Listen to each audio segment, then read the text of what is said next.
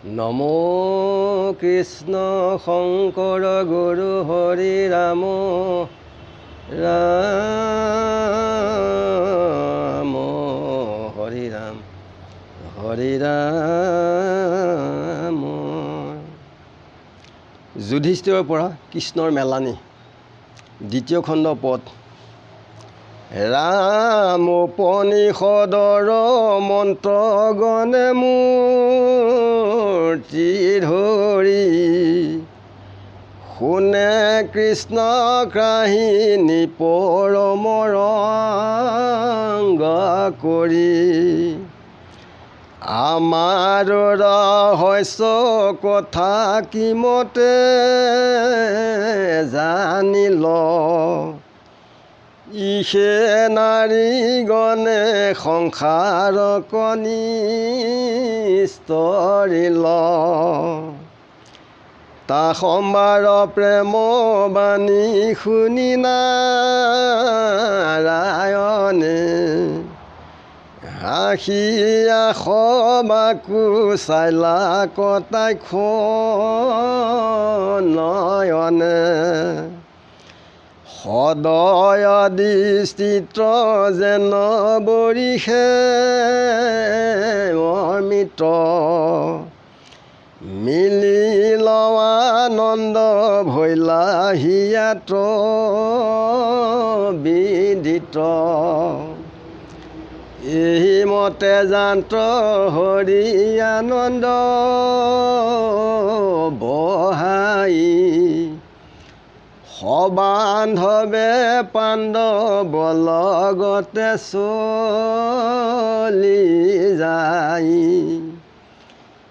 এৰিবে খোজন্তে বাসৈ কন্দন উভতি, ধৰি সবাকো নিবৰ্তিলা লক্ষীপতি।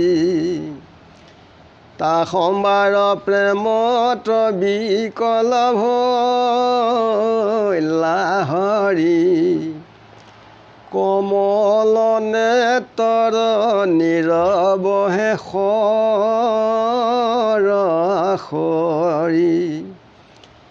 নিবৰ্তিলা পাঞ্চু ভাই থাকিয়া কান্দন্তি, তা সম্বাক চাই চলি জান্ত ভগৱন্তী। চৰাইলন্ত নদন নদী নগৰ শেষ, পাইলন্ত নাট নামে আপোনাৰ দেশ। সুহৃদ সাৱৰ মহাদুখ দূৰ কৰি, ফুংকিলন্ত পাঞ্চ জন্য শংখ কৰে ধৰি। বসুদেৱ আদি কৰি যত যদুগণ, ধনীতে জানিল ভৈল প্ৰিয় দৰ্শন। আগ কৰি পাত হস্ত্ৰী বাদ্য সুমংগলী, গৈলা সবে আগ বাঢ়ি মহাকৌতূহলে।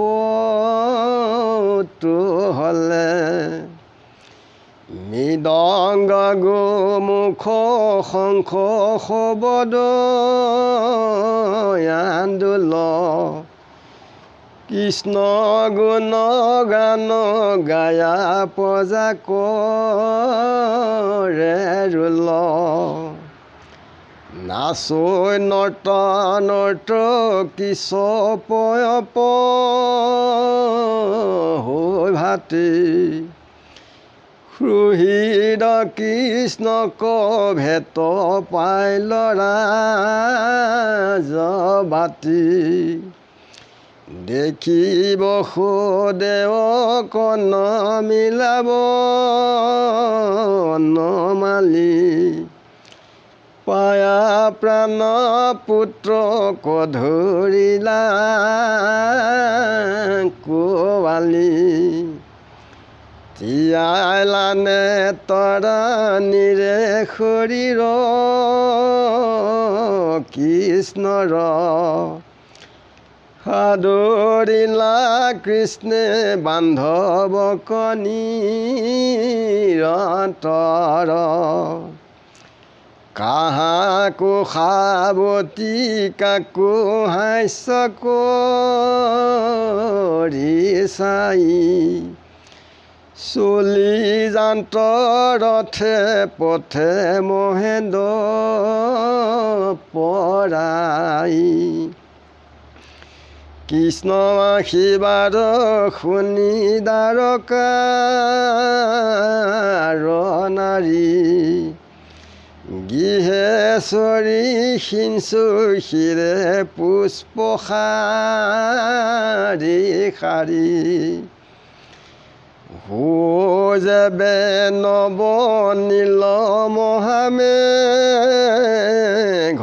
খণ্ড ওপৰে প্ৰকাশে তাৰ পচন্দ আদিত্ৰ দুই পূৰ্ণ চন্দ তাৰ থাকে দুই পাশে তাতে ইন্দ্ৰধনু থিৰ বিজুলী প্ৰকাশে জিলিমিলি কৰৈ তাৰ তাৰা ঠাই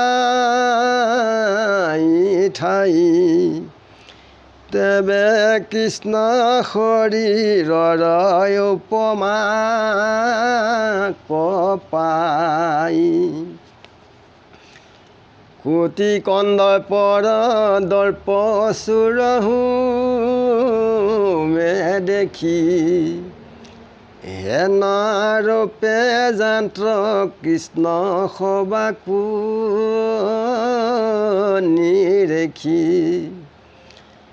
অনন্তৰে পিতৃৰ মাতৃৰ গৃহত প্ৰৱেশিলা দৈৱ কৃপ মুখে সাতু মাতৃক নমিলা চিৰকালে প্ৰিয় পুত্ৰ পায়াসাত্ৰমাও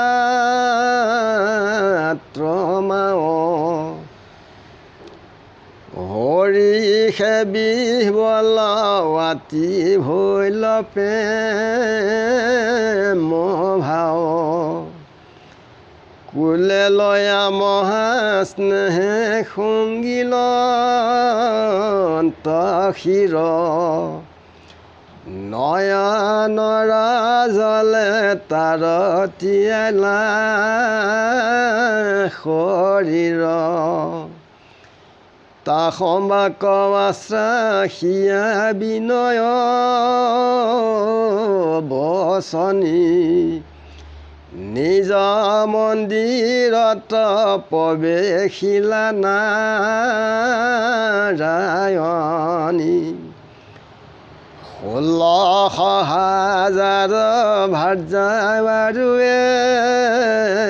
কশত একেবাৰে প্ৰৱেশিলা সবাৰু গৃহত চিৰকালে শ্ৰী সবে দেখি স্বামী মুখ মিলিলা হৰিষ মনে দূৰ ভৈল দুখ পৰম সাদৰে মাখনৰ পৰা উঠি বাহি গয়া প্ৰণাম কৰিলা মন তৃষ্টি মহাপ্ৰেমে নেত্ৰৰালোটক ভৈল বাজ আঞ্চলে মচিলা মুখ হৈয়া মহালাজ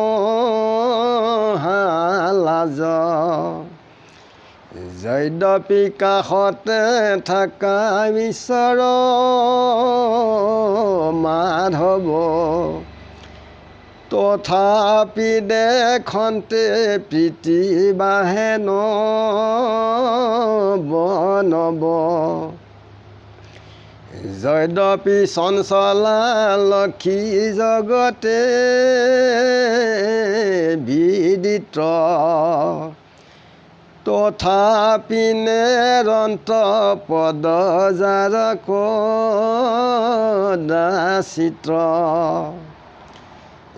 নয় ঈশ্বৰ কৃষ্ণ হৈয়া পৰতে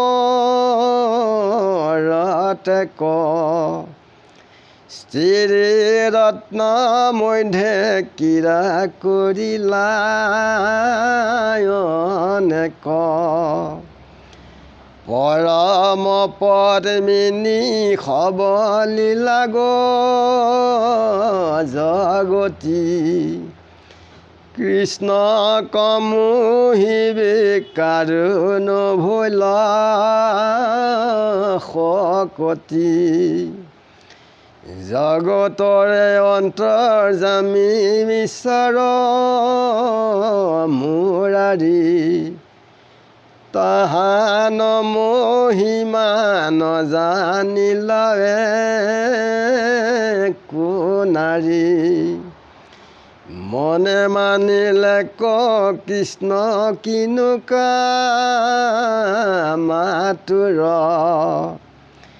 তাতে সেয়া মাক তেজি নজান্ত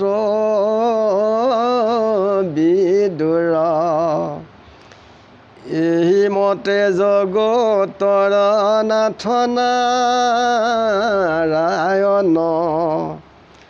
সাধন্ত সমষ্টি ভকতৰ প্ৰয়োজন মনুষ্য চেষ্টা দেখাই থাকিল তথা গইলা দশ একাদশ অধ্যায়ৰ কথা। কৃষ্ণক উপনিষদৰ মন্ত্ৰ সকলো মূৰ্তি ধৰি পেলাই কৃষ্ণৰ নাম কাহিনীৰ চৰিত্ৰ শুনে আৰু নাৰীসকল ঈশ্বৰ কৃষ্ণৰ নাম গুণ শুনি তেখেতসকলো উদ্ধাৰ হ'ল। কৃষ্ণৰ কটাক্ষ দৃষ্টিত তেখেতসকলেও ঈশ্বৰ কৃষ্ণত নাম গুণত তেখেতসকলো ৰতিপ্ৰীতি হ'ল আৰু কৃষ্ণৰ প্ৰেম ভক্তিৰ বাহিল। এনেকেই পঞ্চপাণ্ডৱে কৃষ্ণক তাৰ পৰা কৃষ্ণক বিদায় দিলে আৰু নদ নদী অনেক বহুখিনি তেখেতসকলে আহি দ্বাৰকাত আহি প্ৰৱেশ কৰিলেহি।